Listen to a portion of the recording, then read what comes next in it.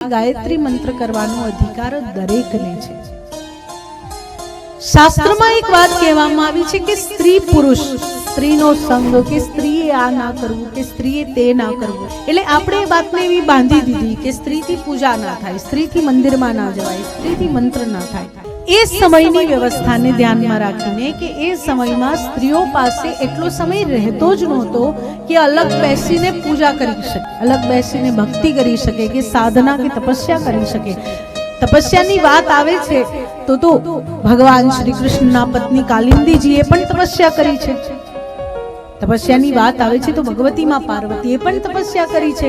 તો કઈ રીતે તપનો અધિકાર ના હોઈ શકે? માં પાર્વતી જ્યારે પાર્થેશ્વર લિંગ બનાવીને ભગવાન મહાદેવની ઉપાસના કરે છે તો એ સમયે શિવલિંગનો સ્પર્શ તો માં પાર્વતીએ કર્યો જ છે ને।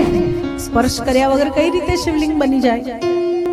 એટલે એ સમયે સ્ત્રીઓ પાસે એટલો સમય ના હોવાના કારણે એમ કહેવામાં આવ્યું કે જો કદાચ સ્ત્રી મંદિરમાં ના જઈ શકે, અમુક વિધિ વિધાન પ્રમાણે પૂજા ના કરી શકે, મંત્ર જાપ ના કરી શકે, તો એના પતિની સેવા પણ ભગવાનની સેવા બરાબર જ છે।